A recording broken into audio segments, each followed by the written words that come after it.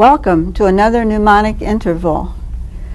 I'm Celia Elliott, sitting in for Dana Tababin. Today our subject is Aaron Nutt and his family, a founder of Centerville who first set foot in this area almost 200 years ago. You see his portrait in the foreground and also his second wife, Mary. There's a story about how our society, Centerville Historical Society, acquired these, and we'll get to that later. We are so pleased today to have as our guests descendants of Aaron Nutt, Don Nutt of Vandalia, retired sales executive, and his son, Steve, who is a downtown Dayton planner. Welcome, gentlemen. Pleasure to be here. We're so happy that you could talk to us today about your illustrious ancestor, and I guess you are the one who began all this search and research, Steve? That's right. I was always interested in history as a student in grade school and junior high school, and but never really had any sense about my family background. Growing up with the last name Nutt, an unusual name at that, you can imagine how much we were kidded and everything. Of I course. always thought, well, why do I have this last name? What's the meaning of it? And at one point, my great aunt had mentioned to me that our ancestors came from Centerville, and that they had known Daniel Boone. So I had this fixated in my mind, and I kept thinking, well, that was I'd an like intriguing thought. Yeah, it really was, and especially if you can remember at that time, back in the 60s, Daniel Boone was a television show and everything, and being a young kid and everything. I was fascinated by it. Had an appeal. Right, and I wanted to find out more and more about it. Consequently, I was in Centerville one day, and just happened to see Nutt written on a mailbox. Oh. And I'd never met anyone else other than my immediate family with the last name Nutt. And I thought, well, let's go up and knock on their door and say, hey, we're Nutts too. Right. So went up and knocked on the door, and Lawrence and Harriet Nutt lived there. Yes, on East Ridgeway in Centerville. I remember them well. Yeah, and they were probably in their late 60s, maybe early 70s. Actually, they were founders of our Historical Society, charter members. Yeah, I found that Later. out since then, and what a wealth of information I found. And I was probably about 13 or 14 years old, and they invited us in and had a treasure of family heirlooms. Oh, yes, they did. In their house. And many of their things are in our Walton House, our Historical Society museum today. Yeah, it was very. What a lucky day for you. Yeah, it sure was. And then my grandmother, about that same time, had given me a book on the history of Shelby County because she knew I was so interested in history. And then I was able to track down that we were actually related to the Nutts in Centerville, and got a start on the lineage and put together although it wasn't completely accurate because I was in 7th or 8th grade at the time, but put together a family history. Start. Right. You had no idea what you were starting, did you? No, I didn't. This was like 25 years ago. You don't have to tell your age, but that's right. It was about 25 years ago. So this has been a long-term quest for you, and now your father has gotten into this since his retirement. Is that right, Don? That's correct. I'm kind of like Steve. I kind of backed into it. We were in Centerville and basically decided to visit the Historical Society, and Lynn Russell was kind enough to give us a personal tour, and we looked at different things that had the Nutt name on it, and I happened to find a few articles that had descendants of Aaron Nutt on it, and they lived in California. And that's where you got names to contact. That's right.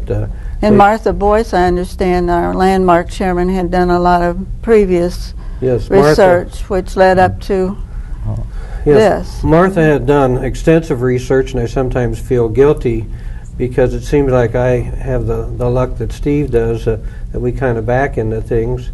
And the two portraits that we have out here came from California? Came from California.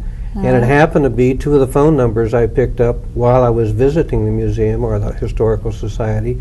That I picked up Jean Nutt's telephone number, and I happened to dial her up one day just to find out what some of my relations sounded like on the other side of the country. And it was kind of interesting as we got talking about the Nutt family, and And at that time they happened to mention that, well, they had two great big pictures, or oil paintings of Aaron and Mary Nutt.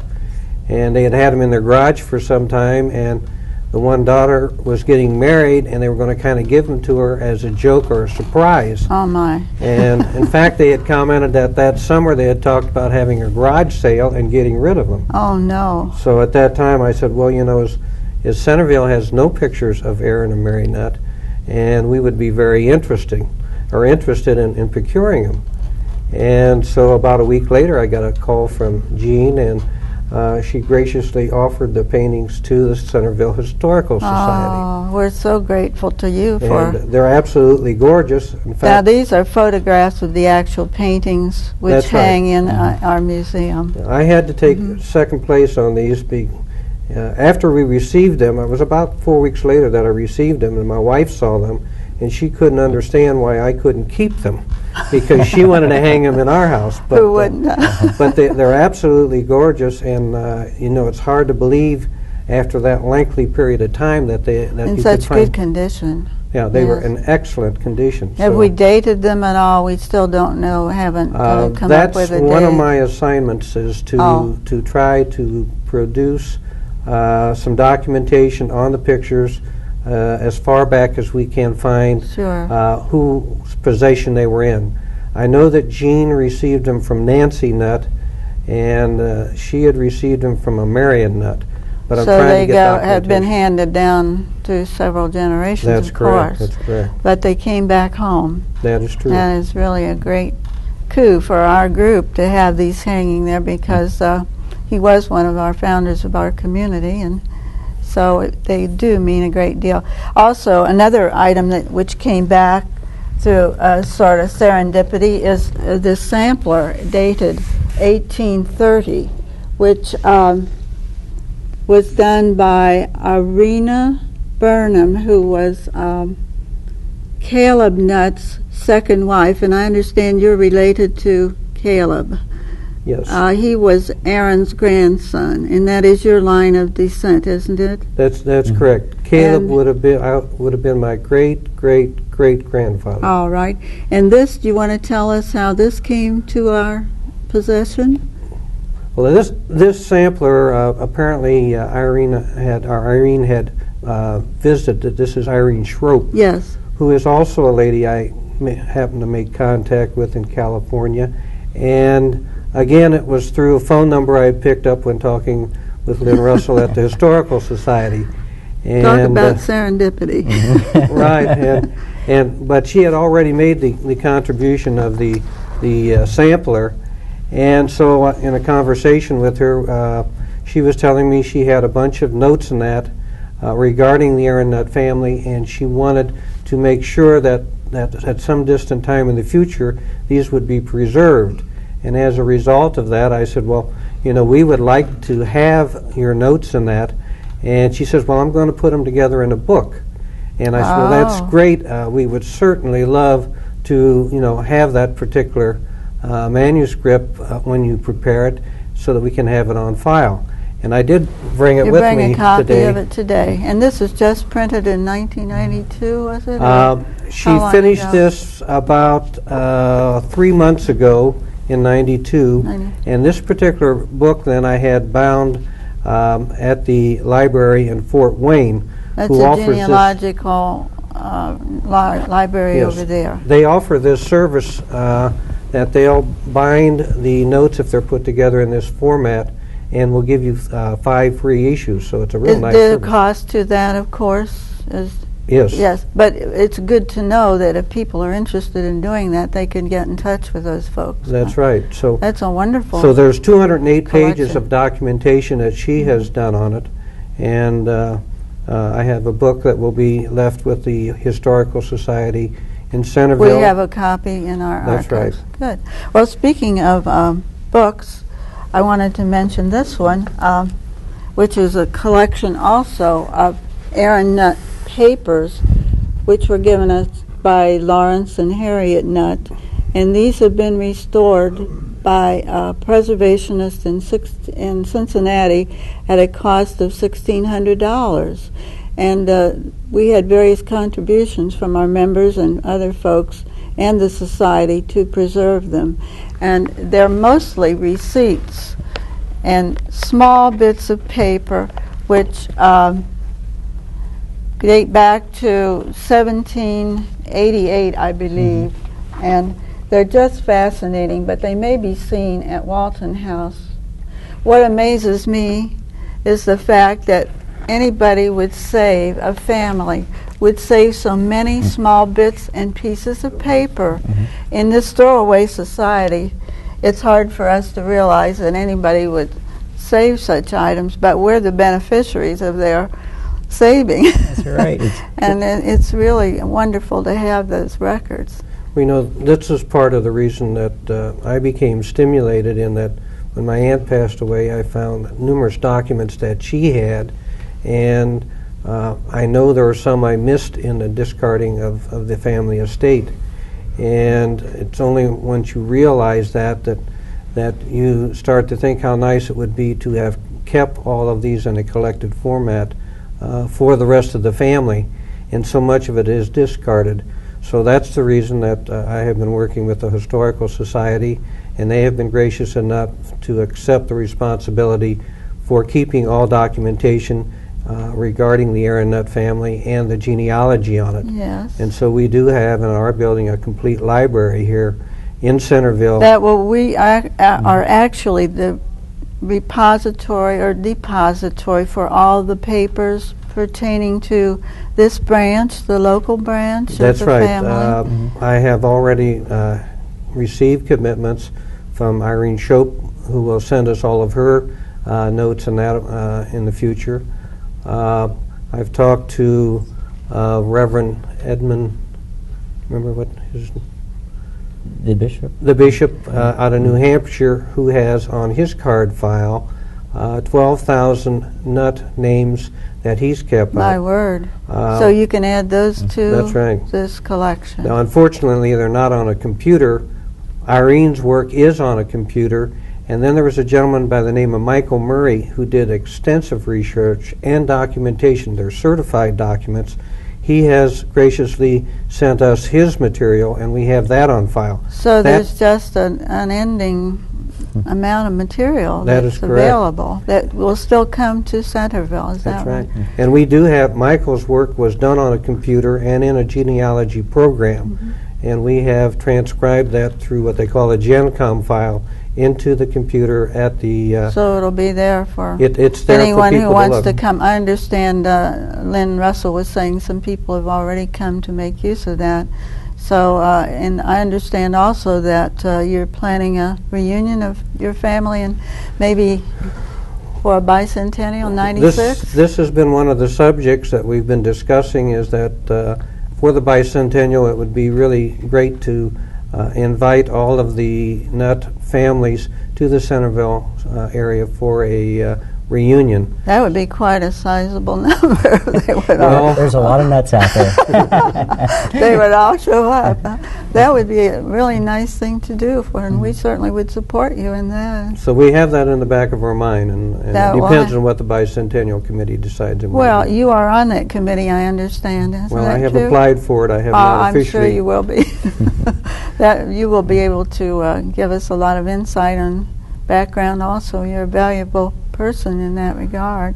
Also, we wanted to talk about some memorabilia. You mentioned that the bishop up in the east has a bed, you believe, that belonged to Aaron Nutt? Yes, he's advised me that he does have an authentic bed that was in the possession of Aaron Nutt, and he has indicated that if everything goes right, that we will have that in our possession, and that he will leave that to the Centerville That Society. would be a nice bicentennial gift, wouldn't it? Well, if it Don't isn't know a if gift it'll for the happen then. bicentennial, it's my intent to at least Work have on it that. on here for display. That would be nice if he would just lend it to us. Also, we have some pictures here of furniture that was done by people in your family. This was done by Caleb Nutt, who was, as you said, one of your forebears, and it's a very primitive table which stands in the Walton House, and we're quite proud of that. It was once shown at the Art Institute. Also, another piece of furniture is in the Warren County Glendower Museum. And this was a beautifully crafted table, and you were telling me that it had his signature inside? It has his signature, and for whom he made the piece of furniture in for. Warren County. In Warren County, engraved in the drawer. And apparently this capability has been transmitted through the family. It's my understanding that Aaron had a great deal of ability in working with wood, and I'm finding that Caleb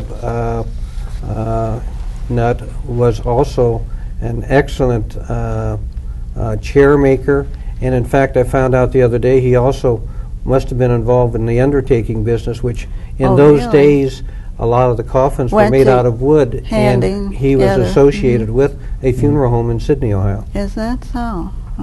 Also, for those who want to know more about the man himself, Aaron Nutt, we have this book that was written and published in 1990 by Howard Hauser, our author, and that too is available at Walton House.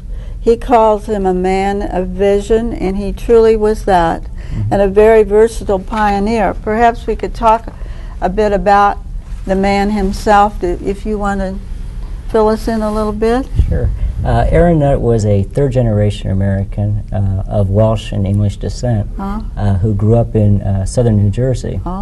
And during the Revolutionary War, he fought for, I believe it was a cousin of his. He wasn't really involved in the battle in that he was a Quaker, but he was a member of the military. And after the war, certain land deeds were granted to members of the military from the Revolution.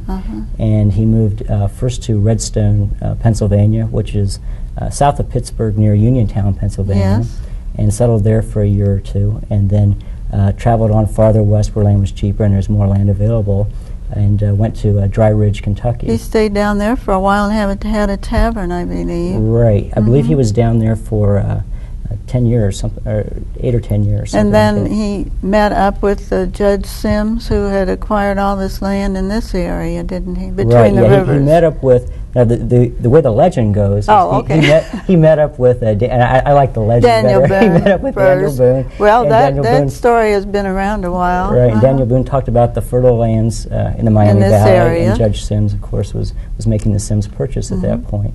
And he came up here then in early 1796. And that was when he came as a surveyor with his two brothers-in-law, Archer and Robbins, right? Well, it's a fascinating story. I think as we get into the bicentennial, all the school children and more people will get involved with our pioneer, your illustrious ancestor. Also, you have your family tree here. Would you want to show us that today? Well, this isn't really our family tree, but this is one that was put together by the Edmund Nutt family, or Jean Nutt, who donated the pictures. All right. And she recently, and I don't know how this will show up, but this is what she has done in putting together the family tree and her side of the family. She came from the Irwin Nutt side of the family, where Steve and I come from the Caleb and Levi Nutt. Now, Irwin would have been the son of Aaron Nutt, Jr. He had two families, actually. This was his second. His first wife died, and he remarried a short time after. He first married Archer, I believe, and then a short time after that, he married this woman, and then he had another family. In fact, when his last child was born, I think he was 60-some years old. He was in his 60s. He lived to be, I believe, he was 88 years old, which That's right. at that time period was quite a long time. That was for all the hardships he endured and all the work. And he was, in later life, I was reading in the book, he even took up auctioneering, which was kind of interesting. First of all, he started as what trade? He was a tanner at one point. Tailor too, wasn't he? Yes, and he was before the Revolution. He was indentured. He was an indentured servant, and this was in New Jersey. This was in New Jersey, Monmouth. right? Yeah, Monmouth County, New Jersey. And then at one point, and I'm not sure, he did so many different things. Well, he really was very versatile. He also had land, and he was a farmer, and he served in township offices. Right. What else do you know? He was in tannery. He did some trading too, because he took the merchant. Trip. Yes, can you tell us a little bit about that trip? Remembering? Yeah, the way I remember it was that he.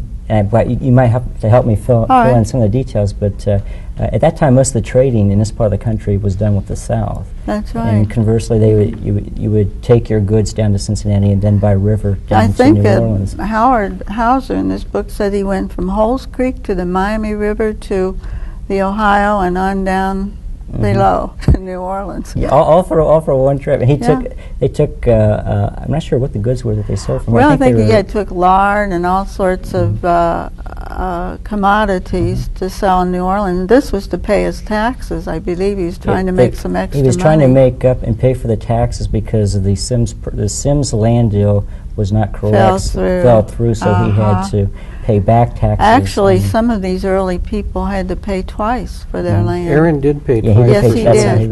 And it took a long time because to settle all these legal ramifications, and also they weren't able to sell any land, were they? It was a very tentative thing if they did. They could not deed the land. Because they couldn't get a clear deed. Full ownership, right? So this is what he did, and then what happened after he did that? He took the trip down to New Orleans and sold his goods in New Orleans, and then he took another trip to he bought some goods in New Orleans, and I can't remember from a merchant there. From a merchant, and took a ship up to Baltimore, right? And sold those goods in Baltimore, and reinvested, and then brought more goods back overland. And I understand he opened a small dry goods store then with this merchandise, and evidently he must have done well each time.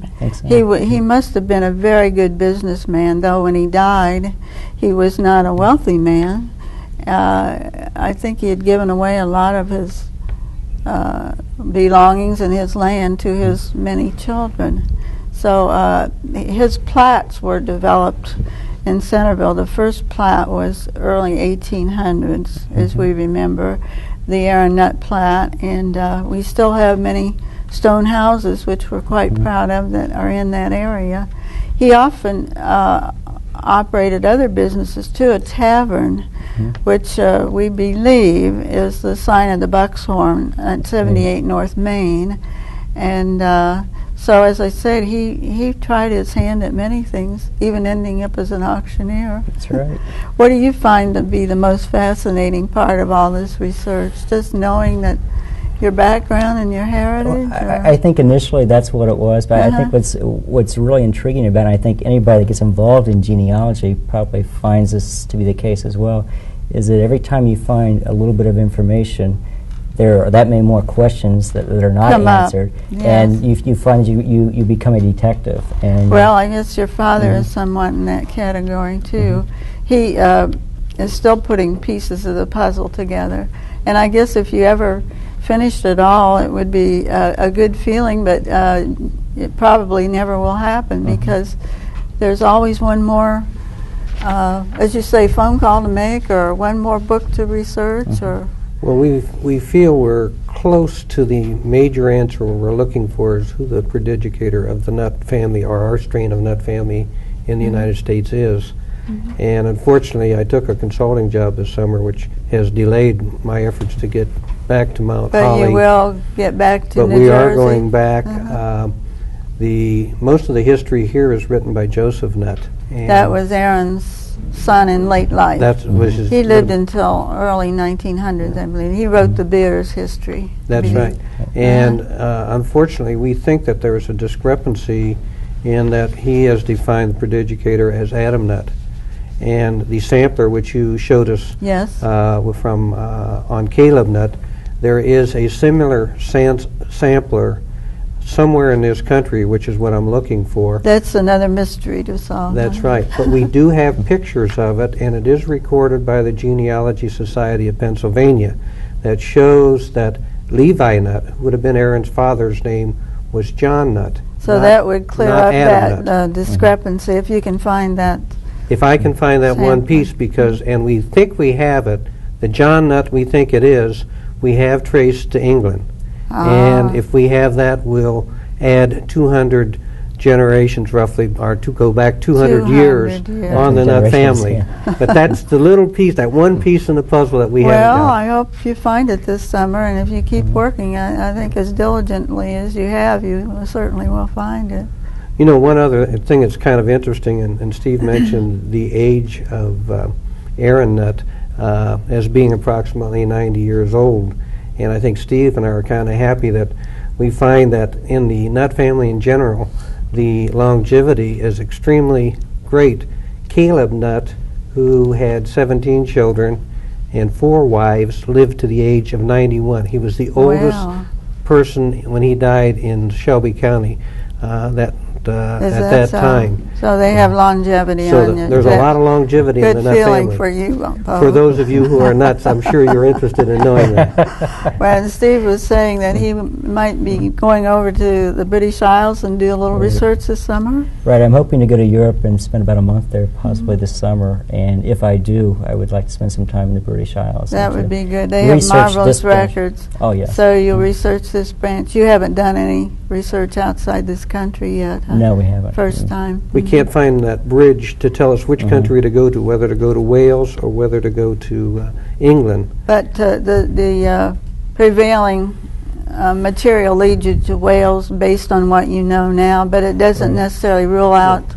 Well, Wales is the one where Joseph Nutt, that's where Adam Nutt supposedly where he came has from. come from. But John Nutt was definitely from England, and we do have a track on him. So, well, who knows what will happen this summer with your additional research, and we wish you well in your endeavors, and maybe we can have another session where you can give us some more information in another chapter. We certainly thank you both for coming today and sharing your heritage with us, and as we go look forward to the bicentennial and a gathering of your family, I'm sure we'll be focusing more on Aaron Nutt and all of his accomplishments, and it's a nice thing to look forward to.